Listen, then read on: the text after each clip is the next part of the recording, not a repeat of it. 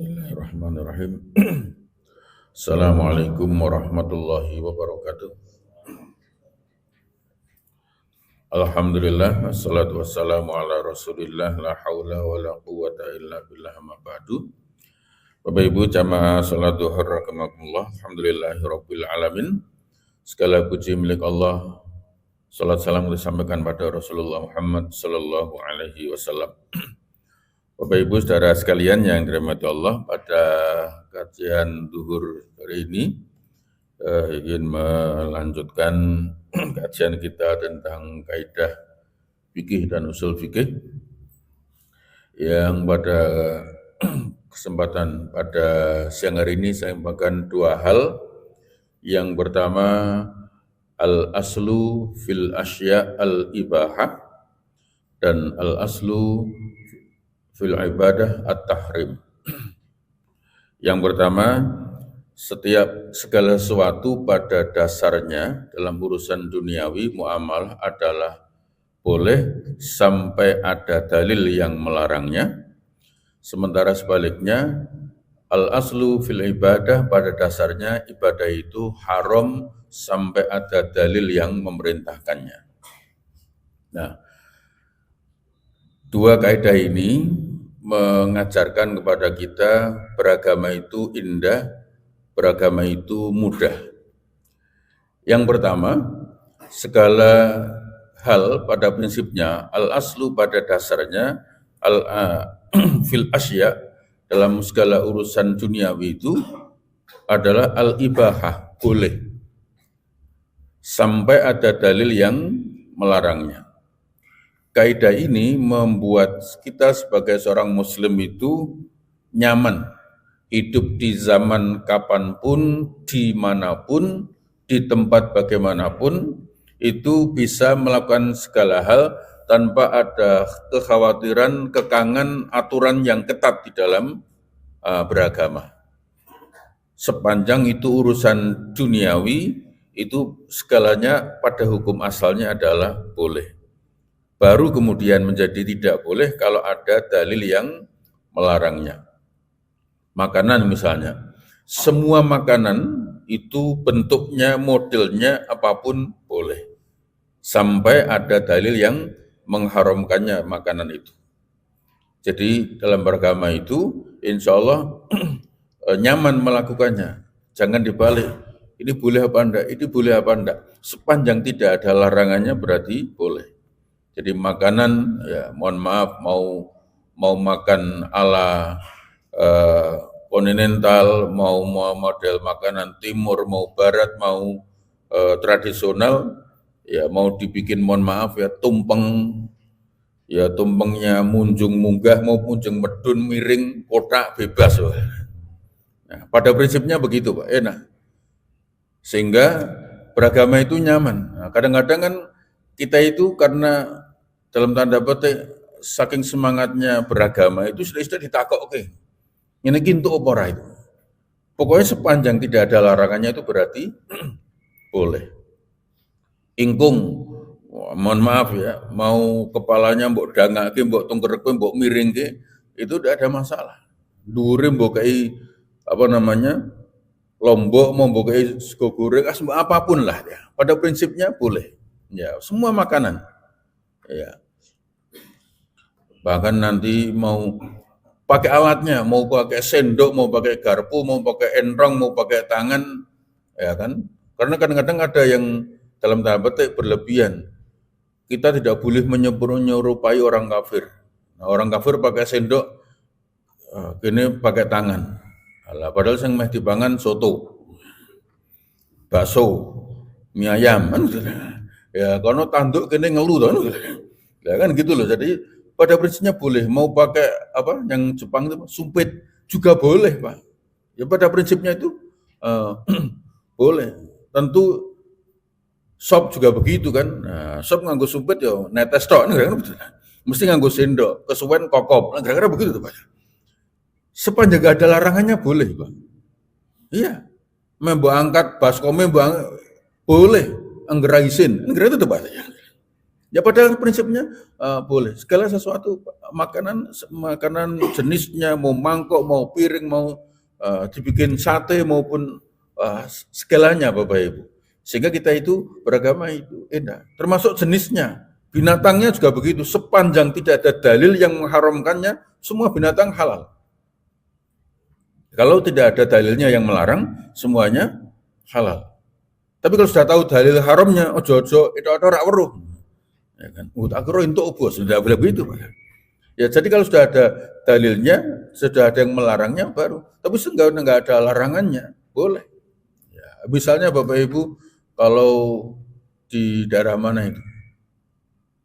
Yang kidul, yang ke arah pantai Gunung Kidul, itu kan kadang-kadang ketemu orang jodolan apa kayak walang. Nah, begitu. Angger kuwi doyan entuk gitu.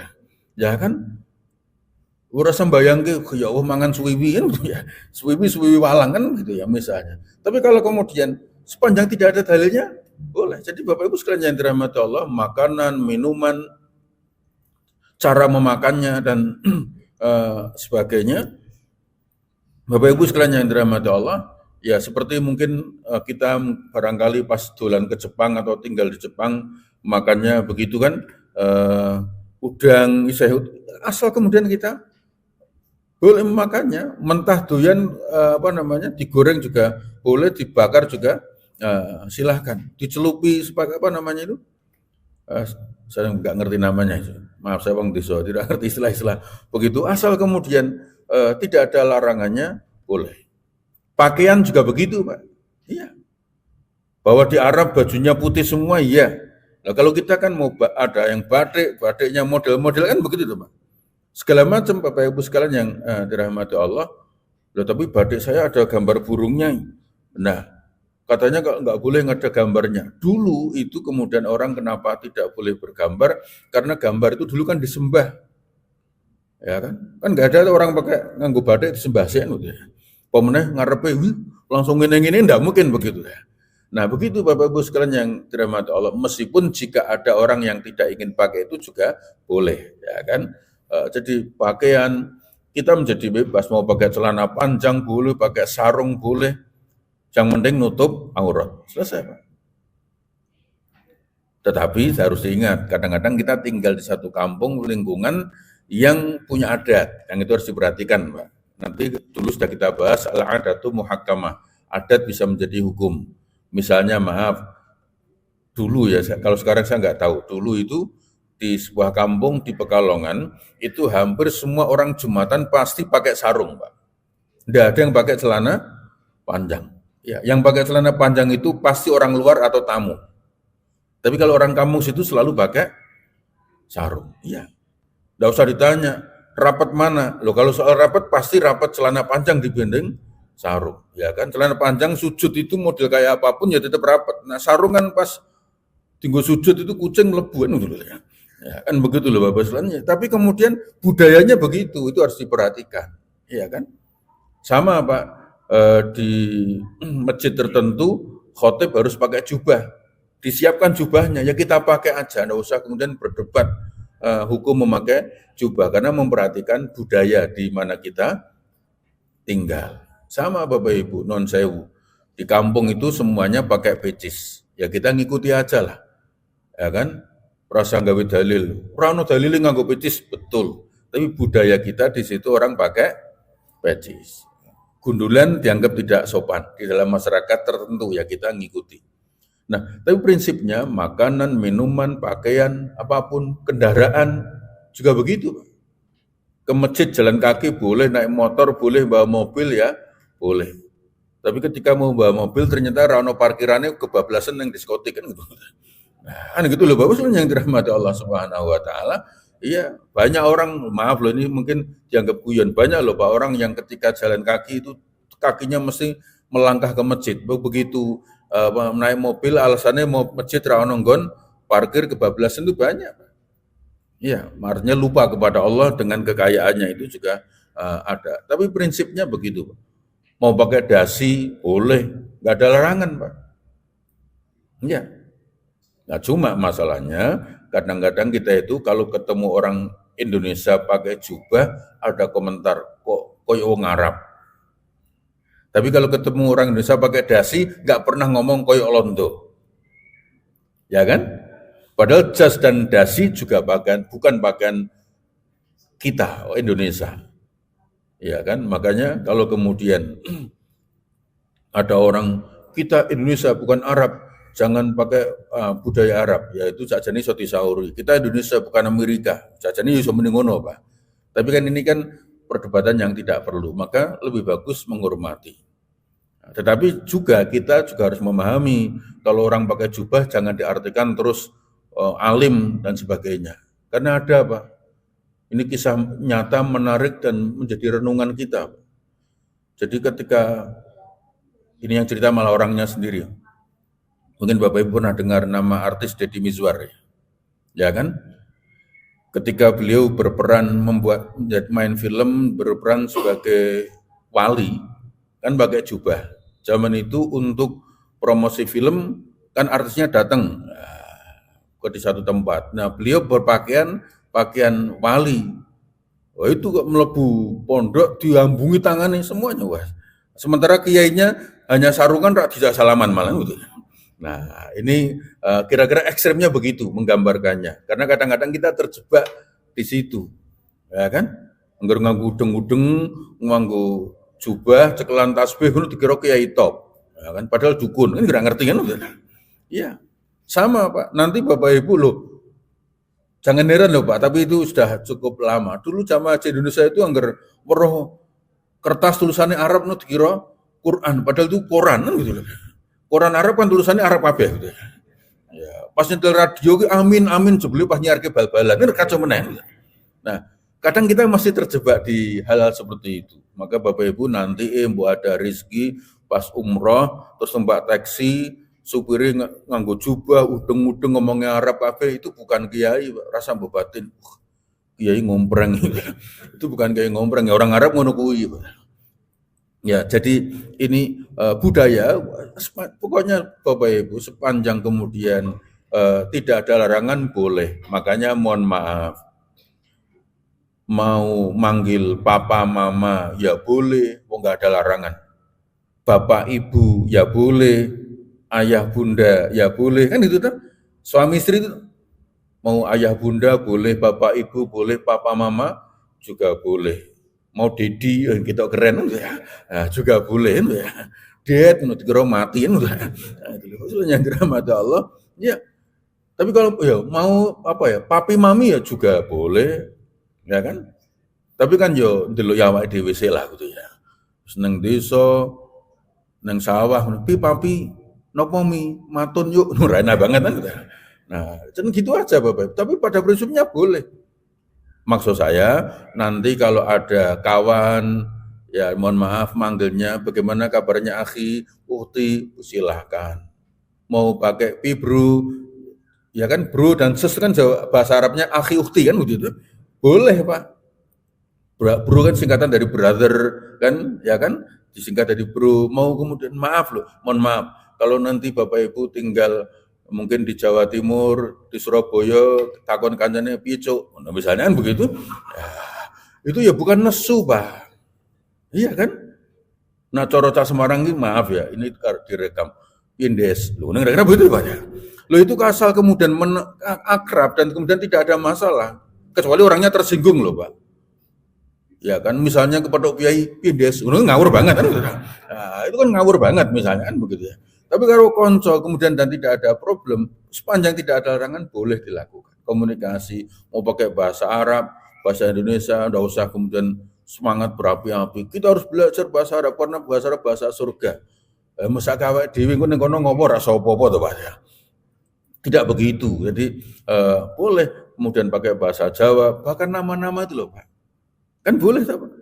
Pakai kita orang Jawa namanya Jowo kabeh, Sumitro, Soeharto, Soekarno, Susilo, Joko Widodo, apa itu Pak? Ya kan boleh, tidak harus kemudian Arab kan begitu ya. Ya kita punya presiden namanya Arab malah rak suwi-suwi, Habibie Stiloto, Abdurrahman Wahid Stiloto, nah, Soekarno suwi, Soeharto suwi, Susilo suwi, Joko Widodo suwi. Iki kita ya suwi meneh. Kan itu lho, yang dirahmati Allah Subhanahu wa taala. Ya kan? Iya kan? Lo jeneng Jawa kan apik to, Pak? Gitu ya kan? Enggak ada masalah kan begitu loh Bapak Ibu sekalian. Tapi kalau mau pakai nama Arab ya boleh-boleh saja. Kan itu tuh sepanjang nggak ada larangan boleh. Apapun Bapak Ibu. Jadi beragama itu enak, jangan sidik-sidik ini kena orang. Nanti kita repot. Dalam hal muamalah, hubungan sosial itu al aslu fil asya al ibahah. Pada dasarnya segala sesuatu hukumnya boleh. Enak, Pak. Iya. Termasuk mohon maaf potongan model rambut ya kan, mau model panjang, ngandan-ngandan kayak Rasulullah boleh. Rasulullah itu rambutnya panjang loh Pak. Ngandan-ngandan boleh. Namanya ngandan itu mesti panjang Pak. Ya sebahu itu boleh. Atau kemudian kita karena pekerjaan kita kemudian potong pendek juga boleh. Gak ada larangannya. Iya. Begitu Bapak Ibu. Model, jenisnya, warnanya, ya sepanjang tidak ada larangan. Tapi bahwa kemudian kita ada budaya, nah maaf ya pas takziah kon nganggo ireng-ireng itu budaya aja kan. Dinggo ya ape ora ya ora popo. Sing penting kemudian jangan meh takziah nganggo kelambi yang ngejreng yang membuat orang menjadi pusat perhatian. Kan gitu tuh Pak. Iya. Boleh. Atau maaf ya non sewu teman satpam Joko nganggo jubah nu ora enak lah kan gitu loh. Jadi begitu aja Bapak Ibu, sudah pakaiannya begitu ya sudah, tidak ada larangan. Oh enak pokoknya. Ya, tentara ya seragamnya begitu. Sudah begitu Bapak Ibu. Al aslu fil asya al ibahah. Makanan, minuman, gaya hidup, model rambut, ya kan? Maka nanti Bapak Ibu kalau pas umroh atau pas haji ketemu wong Bangladesh, orang Pakistan, orang India, kalau yang perempuan anteng-antengin nang irung kan gitu. Iya kan? Kita nggak usah gumun, Pak. Memang budaya di sana begitu dan boleh, Pak. Kalau di sini kan rada aneh. Yang nganggo anteng-anteng nang irung nang Indonesia itu ora lazim. Ya kan? Apa kurang gontok kan mesti gitu tuh. Tapi di sana boleh, enggak ada masalah, enggak ada larangan. Termasuk nanti maaf jenggotnya, brengosnya, rambutnya dicat warna-warni, Pak. Mungkin pernah lihat ya, orang Bangladesh itu jenggotnya tuh abang, hijau, kuning ngono. Nah, yang ini kan koyo betet. Lo kan gitu loh, Pak. Mesti wah iki loro cah iki gitu. Iya. Tapi budaya di sana boleh, enggak ada masalah, Pak. Oh, coba tiru lah gitu. Loh, tenan loh, Pak, kalau di sini misalnya ustadz rambutnya terus abang hijau kuning, wah iki preman rong tobat kan gitu. Tapi begitu Pak. Di sana tidak ada masalah ya tidak ada masalah. Di kita ada budaya yang kemudian harus kita perhatikan. Satu. Tapi sebaliknya yang kedua, al aslu fil ibadah at-tahrim. Pada dasarnya ibadah itu enggak boleh sampai ada dalil yang memerintahkannya. Kalau muamalah kabeh entuk sampai ketemu dalil yang melarang, kalau ibadah semua tidak boleh sampai ada dalil yang memerintahkan. Artinya ibadah itu ora akeh, Pak. Dalam ibadah madha itu enggak banyak, yang diperintahkan saja. Wong yang diperintahkan saja kita kadang kita belum sempat melakukan kabeh, mulane rasa ngarang dhewe. Misalnya bar subuh, wah ra cucuk karo tangine, badiah, ngono ra iso kan. Ya, tidak boleh ngarang ba'dia subuh, Pak. Ya. Ya. Atau kemudian iya, Jumatan kita yang ngantuk kabeh itu merem. Apa setelah ke film ya? Nah, misalnya kan begitu kan namanya ngarang karepe dhewe, ibadah kan tidak bisa. Iya. Bapak Ibu sekalian yang dirahmati Allah. Kan makanya kan ada tuh Pak, Bapak Ibu mungkin pernah dengar atau pernah lihat ada jamaah kelompok sufi tertentu itu bersalat Jumat, salat duhur, Pak. Ditakoni, lho, Pak, kok salat duhur? Lah mau tak delok sing ngrungokke khutbah ana 40 merem kabeh.